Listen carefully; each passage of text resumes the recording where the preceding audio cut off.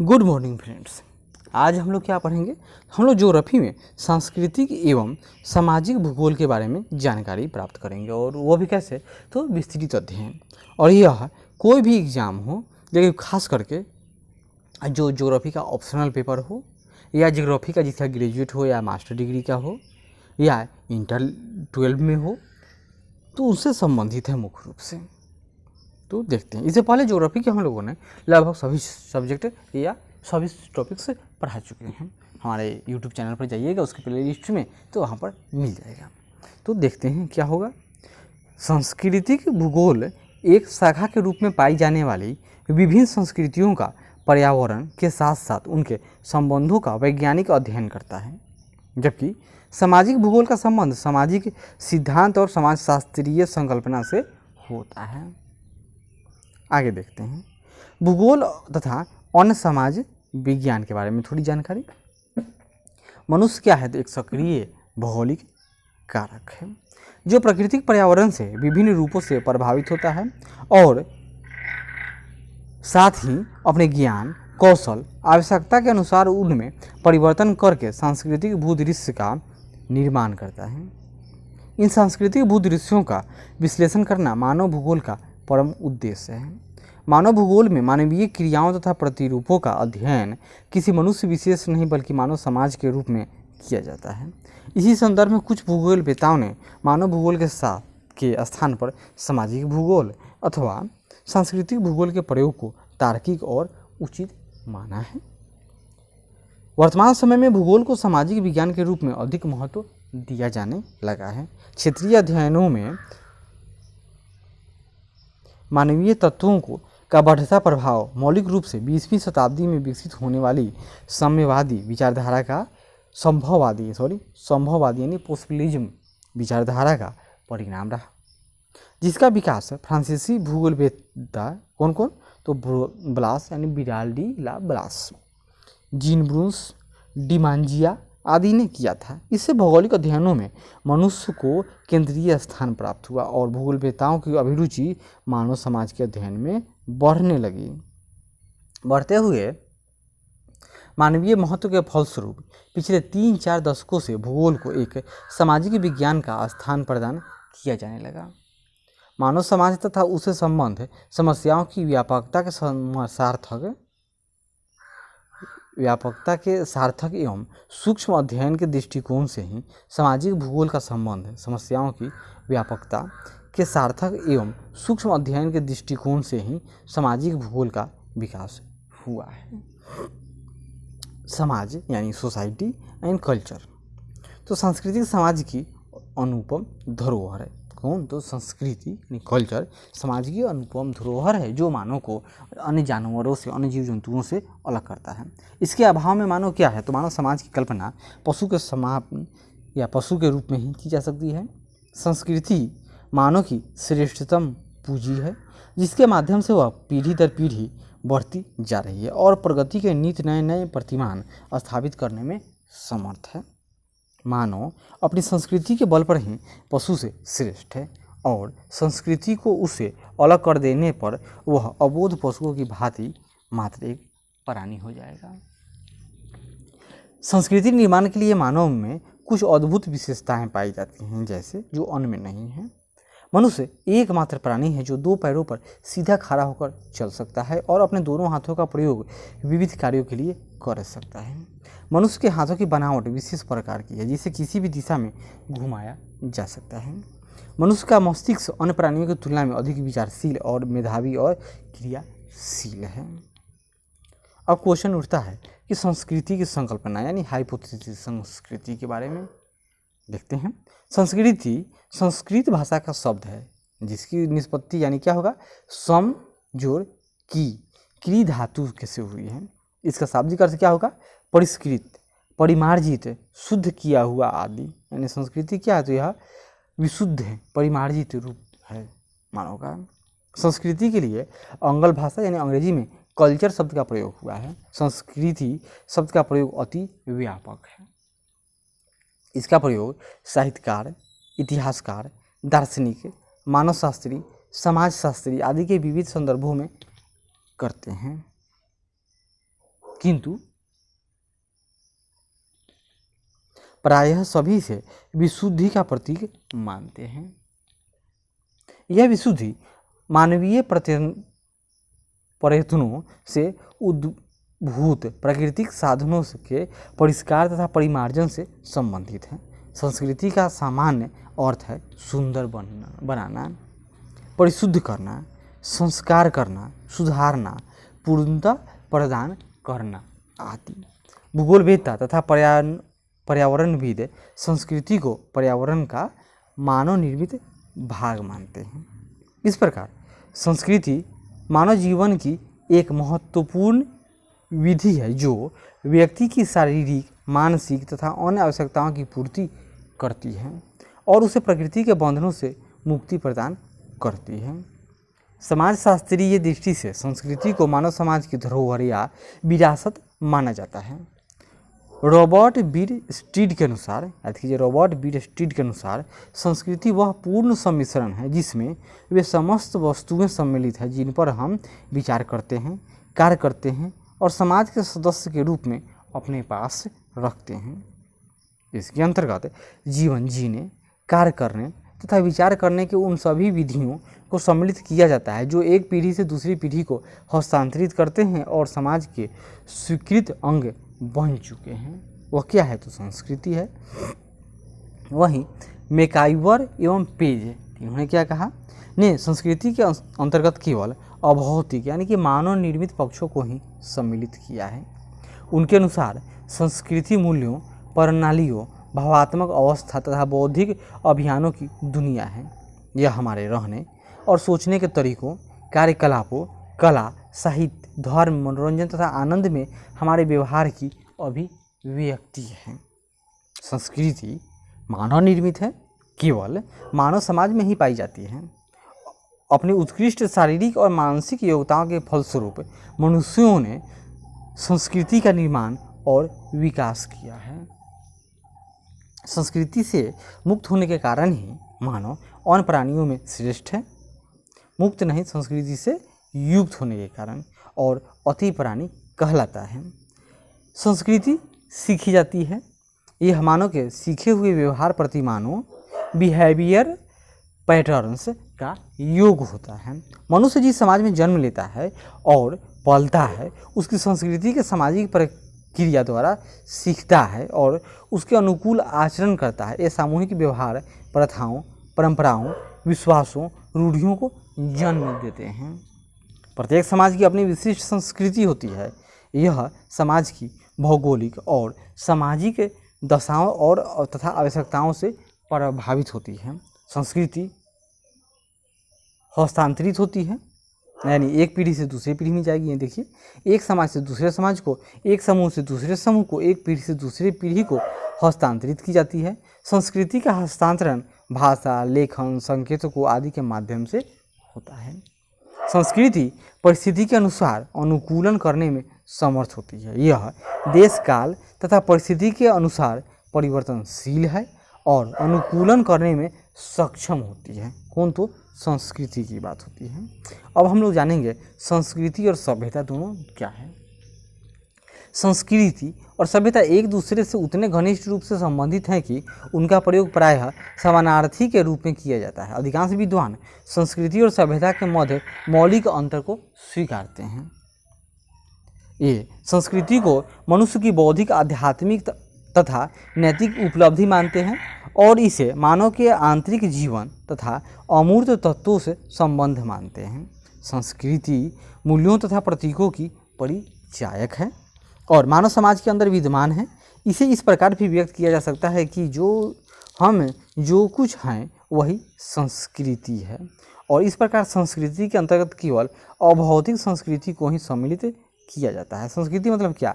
यह इंटेंजेबल यानी कि अगोचर धन है, अमूर्त रूप है। यह मानव की बौद्धिक संपदा है। संस्कृति और सभ्यता दोनों एक दूसरे से संबंधित तथा प्रभावित होते हैं। मानव निर्मित सभी मूर्त तत्व जैसे मेज, पंखा, नगर आदि सभ्यता के प्रतीक हैं और उनके निर्माण की कला संस्कृति का अंग है। सभ्यता के परिवर्तन से संस्कृति में भी कमोबेश परिवर्तन होता है और संस्कृति से सभ्यता भी परिवर्तित होती है। जैसे पहले भारत में क्या था, मंदिर कला विकसित था, मंदिर बनता था, यहाँ पर हिंदू कल्चर था।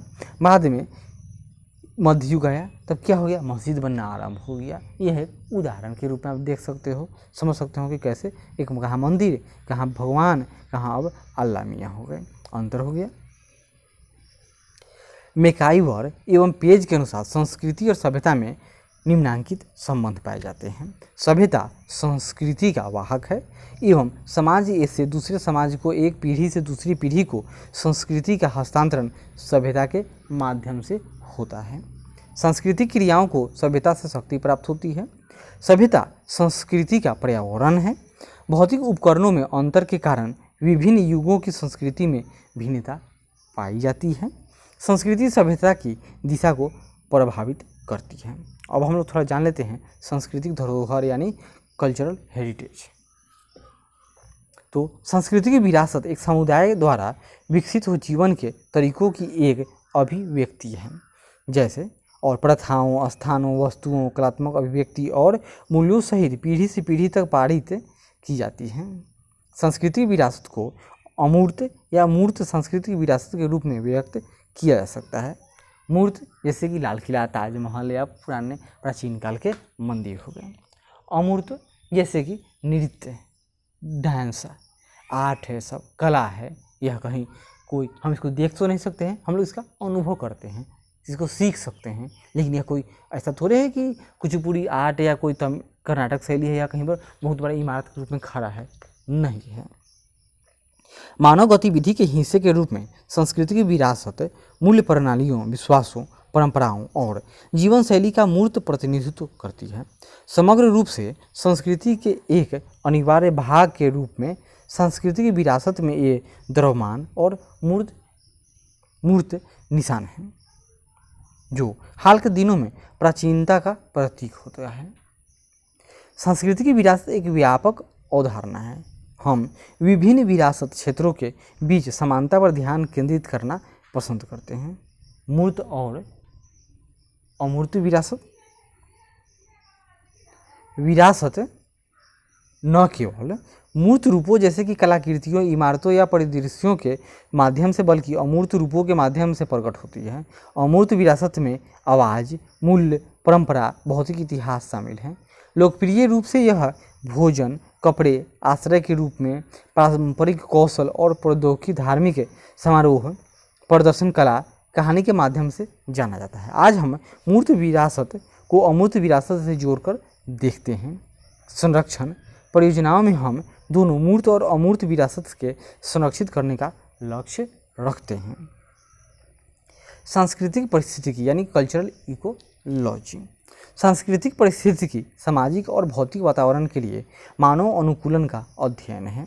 मानव अनुकूलन जैविक और सांस्कृतिक प्रक्रियाओं दोनों को संदर्भित करता है, जो आबादी को किसी दिए गए या बदलते परिवेश में जीवित और पुनः उत्पन्न करने में सक्षम बनाता है।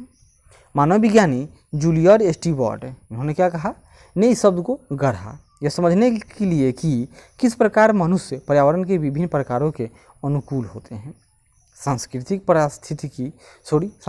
इकोलॉजी यानी कल्चरल इकोलॉजी सांस्कृतिक पारिस्थितिकी की कल्पना करते हैं। सांस्कृतिक पारिस्थितिकी पर्यावरण विज्ञान, यहाँ देखिए, सांस्कृतिक पारिस्थितिकी पर्यावरण परिवर्तन के लिए संस्कृति द्वारा प्रेरित होने के तरीकों का प्रतिनिधित्व करती है। एक महत्वपूर्ण बिंदु यह है कि कोई भी विशेष मानव अनुकूलन ऐतिहासिक रूप से विरासत में मिलता है और इसमें प्रौद्योगिकी में रहने की अनुमति देते हैं।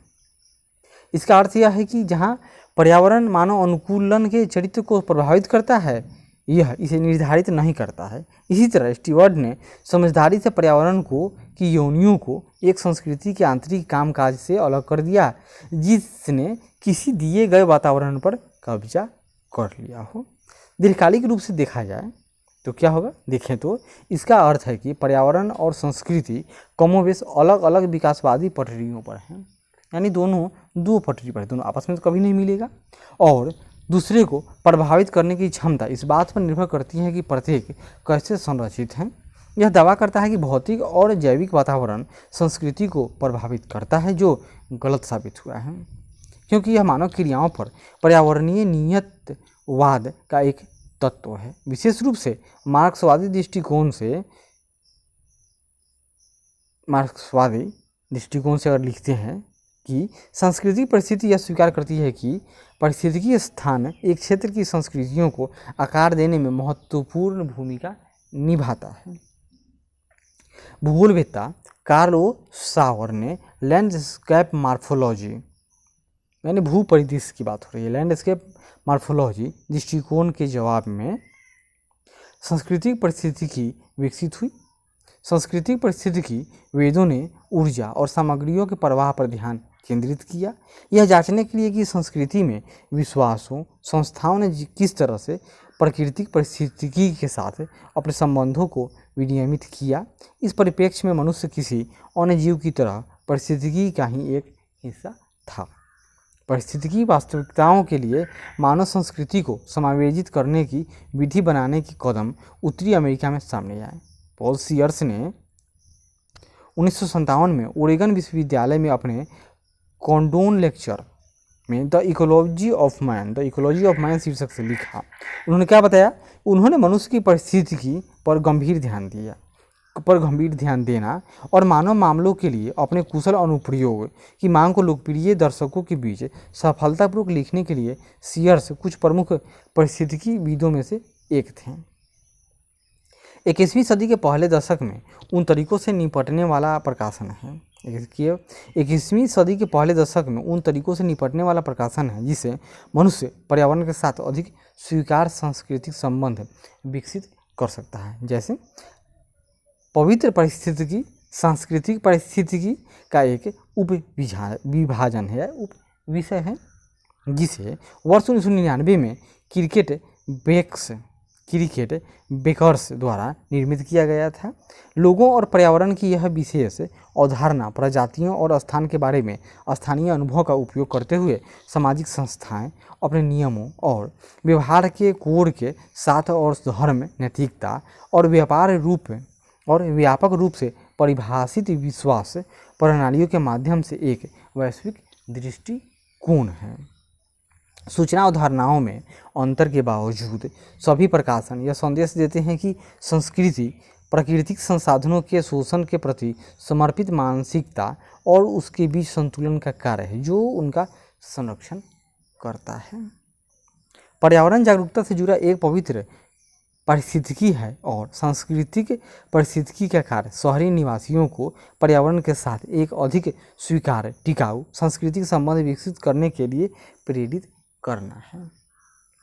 सांस्कृतिक क्षेत्र एवं प्रदेश यानी कल्चरल एरिया और रीजन, तो सामान्य अर्थ में सतत भूभाग जिसके अंतर्गत किसी एक सांस्कृतिक तत्व या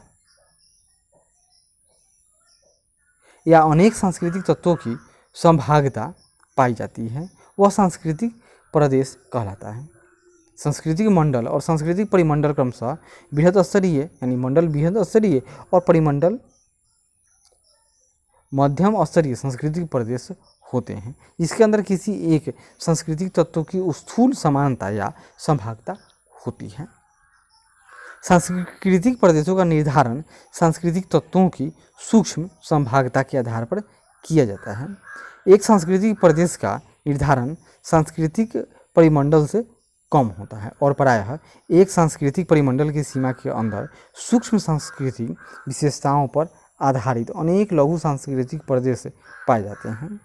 इस प्रकार सांस्कृतिक तत्वों के आधार पर सीमांकित त्रिस्तरीय सांस्कृतिक प्रदेश हैं। कौन कौन? पहला बृहद सांस्कृतिक प्रदेश यानी सांस्कृतिक मंडल,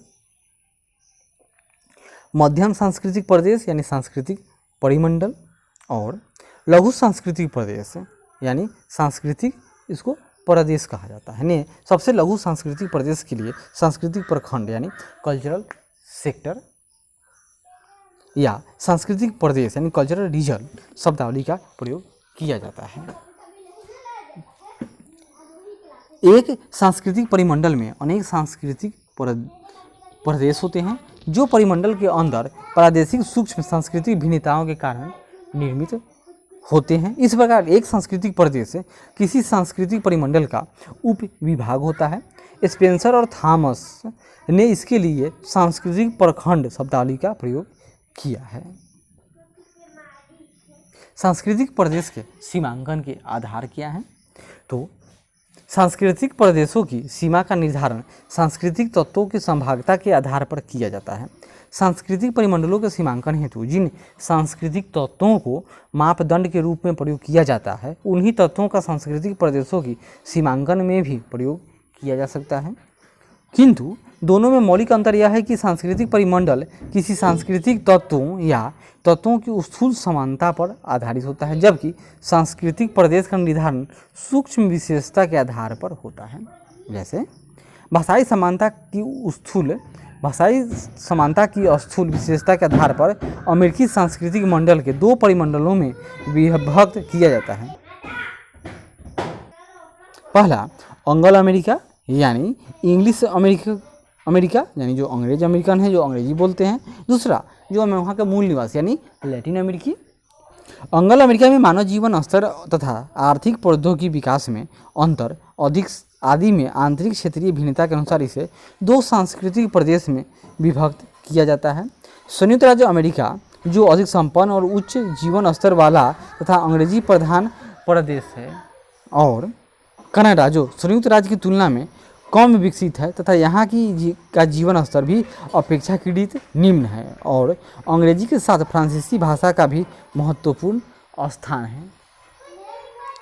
इस प्रकार विदित होता है कि एक सांस्कृतिक प्रदेश से दूसरे सांस्कृतिक प्रदेश को सूक्ष्म सांस्कृतिक समानता के आधार पर अलग किया जाता है। जिस रेखा से दोनों ओर भिन्न भिन्न सांस्कृतिक तत्व मिलते हैं उसे सांस्कृतिक प्रदेश की सीमा रेखा माना जाता है। सामान्यतः सांस्कृतिक तत्वों में परिवर्तन एक रेखा के सहारे न होकर सक्रिय संक्रमण पेटी यानी एक ट्रांजिशन फेज होगा, जोन होगा, परिवर्तन पेटी के रूप में होता है, जिसमें दोनों ओर की सांस्कृतिक विशेषताएं मिश्रित रूप में पाई जाती हैं। सांस्कृतिक प्रदेशों का सीमांकन में जिन तत्वों को मापदंड के रूप में प्रयोग किया जाता है वे हैं जीवन पद्धति, वे ऑफ लाइफ, प्रौद्योगिकीय विकास यानी टेक्नोलॉजिकल डेवलपमेंट, धार्मिक विश्वास या धर्म मतलब कि रिलीजियस फेथ और रीजन, भाषा यानी लैंग्वेज, प्रजाति मतलब रेस, एवं जीवन दर्शन यानी एटीट्यूड ऑफ लाइफ आदि को माना जाता है।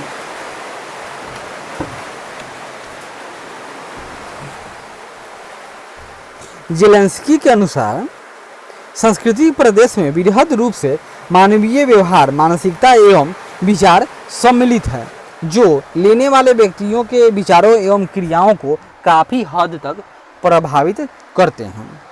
संभव संयोग इतने एवं अधिक है, कहा गया संभव संयोग इतने अधिक हैं कि कोई भी दो व्यक्ति सांस्कृतिक रूप से एक समान नहीं होते और प्रत्येक मनुष्य एक प्रकार का सांस्कृतिक सूक्ष्म जीव है। दूसरी ओर कुछ सांस्कृतिक प्रथाएं लगभग सर्वव्यापी हैं। ऐसे मापदंडों के आधार पर समस्त मानव प्रजाति को एक सांस्कृतिक बृहद प्रदेश का अंग माना जाता है। इन दो चरम सीमाओं के बीच मध्यम सांस्कृतिक प्रदेश होते हैं तथा इन मध्यम सांस्कृतिक प्रदेशों की सामान्य परंपरा होती है। इसके बाद अब हम लोग अगले बार मिलेंगे तो क्या देखेंगे, भारत के सांस्कृतिक प्रदेश। तब तक आशा करते हैं कि यह प्रयास अच्छा लगे तो जरूर लाइक करें, शेयर करें, कमेंट करें और सब्सक्राइब करें। धन्यवाद।